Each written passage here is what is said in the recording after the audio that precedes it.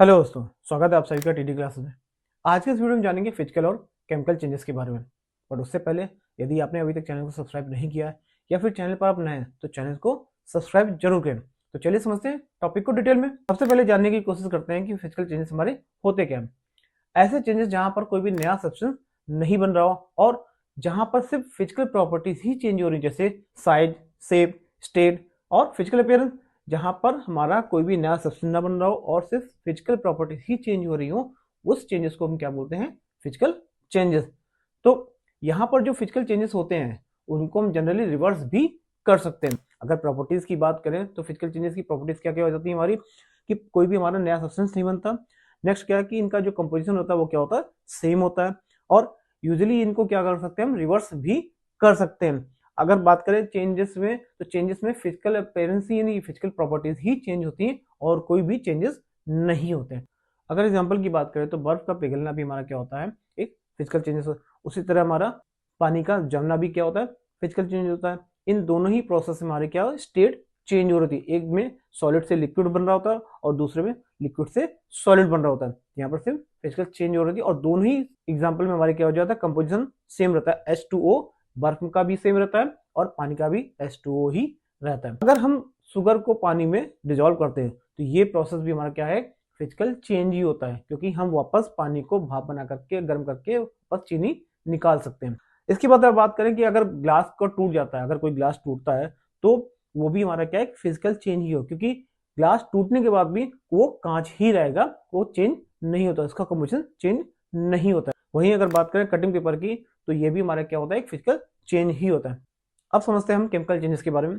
तो ऐसे चेंजेस जहां पर एक या एक से अधिक नए सब्सटेंस बन रहे हो और इनकी प्रॉपर्टीज पहले से एकदम डिफरेंट हो, यानी ऐसे चेंजेस जहां पर हमारे एक या एक से अधिक नए सब्सटेंस बन रहे हो। ध्यान दीजिएगा, नए सब्सटेंस बन रहे हो। फिजिकल में क्या होता है? हमारा सब्सटेंस नया नहीं बनता, सेम ही रहता है। जबकि हमारा केमिकल में क्या होता है? नया सब्सटेंस बनता है और जो नया सब्सटेंस बनता है उसकी जो प्रॉपर्टीज होती है वो क्या होती है? वो डिफरेंट होती है। ठीक है। फिजिकल में इसका उल्टा होता है, जबकि केमिकल में क्या होता है? जो हमारा नया सब्सटेंस बनता है उसकी प्रॉपर्टीज क्या होती है? डिफरेंट होती है। जनरली हम केमिकल चेंजेस को रिवर्स नहीं कर सकते। अगर इसकी प्रॉपर्टीज की बात करें तो प्रॉपर्टीज क्या होती है कि यहाँ पर हमें एक नया सब्सटेंस मिलता है और जो नया सब्सटेंस मिलता है उसकी जो हमारे कंपोजिशन होते हैं वो क्या होते हैं? डिफरेंट होते हैं। और इनके जो प्रोसेस होते हैं केमिकल चेंजेस को हम रिवर्स भी नहीं कर सकते। और केमिकल चेंजेस में क्या होता है कि एनर्जी इन्वॉल्व होती है, जो कि हीट और लाइट के रूप में बाहर निकलती है। ठीक है। अब ये जानने की कोशिश करते हैं कि अगर कहीं पर केमिकल चेंजेस हो रहा है तो हम उसको पहचानेंगे कैसे। इसके बेसिक से कुछ रूल्स हैं जिसके बारे में, जिसको आप अगर ध्यान से समझेंगे तो आप जनरली ये पहचान पाएंगे कि हमारा केमिकल चेंजेस हो रहा है या नहीं। पहला क्या है कि अगर कलर चेंज हो रहा हो तो हम कह सकते हैं कि वहां पर केमिकल चेंज हो रहा हो। उसके बाद अगर हीट निकल रही हो यानी गैस निकल रही हो तो वो भी हमारा क्या होता है? एक केमिकल चेंजेस ही कहलाता है। अगर टेम्परेचर भी चेंज हो रहा होता है तो भी हमारा क्या होता है? एक केमिकल चेंजेस। अगर स्मेल में भी कोई चेंजेस आ रही है तो वो भी हमारा क्या होता है? एक केमिकल चेंज। अब बात करते हैं कुछ इसके एग्जाम्पल की। जैसे लोहे में जंग का लगना, तो लोहे में जंग का लगना भी हमारा क्या होता है? केमिकल चेंजेस होते हैं, क्योंकि लोहे जंग से हम लोहे को वापस नहीं बना सकते। वहीं अगर बात करें कि पेपर को जलाने पर, पेपर को जब हम जलाते हैं तो हमें हमें गैस और राख दो चीजें मिलती हैं, तो ये भी हमारा क्या होता है? एक केमिकल चेंजेस होती है, क्योंकि इसको भी हम रिवर्स नहीं कर सकते। वहीं बात करें कि फूड, कुकिंग फूड, यानी जब वो फूड को हम बनाते हैं, खाना बनाते हैं, तो उसमें क्या होता है? कच्ची सब्जियों को यूज किया जाते हैं। उसको बनने के बाद एक नया प्रोडक्ट बनता है और इसको हम रिवर्स भी नहीं कर सकते। तो खाना बनाना भी हमारा क्या है? केमिकल चेंजेस है।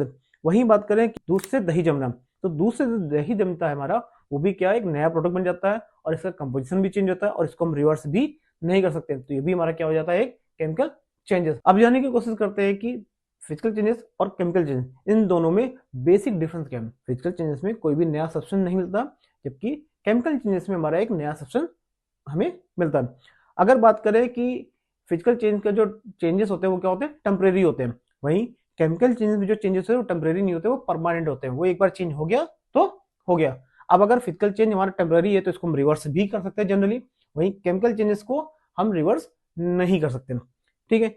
इसमें क्या होता है कि फिजिकल चेंजेस में सिर्फ फिजिकल प्रॉपर्टीज ही चेंज होती हैं। वहीं हमारा जो केमिकल चेंजेस होता है उनमें केमिकल प्रॉपर्टीज चेंज होती हैं।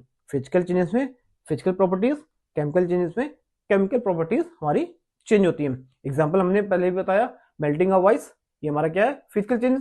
वहीं बर्निंग पेपर हमारा क्या है, एक केमिकल चेंजेस। ठीक है, क्लियर है। आई होप आपको फिजिकल चेंजेस और केमिकल चेंजेस पूरी तरह समझ में आ गया होगा। यदि वीडियो आपको पसंद आया तो इसको लाइक करें, शेयर करें और चैनल को सब्सक्राइब जरूर करें। तो मिलते हैं अगले वीडियो में कुछ नए टॉपिक के साथ में, तब तक के लिए नमस्कार।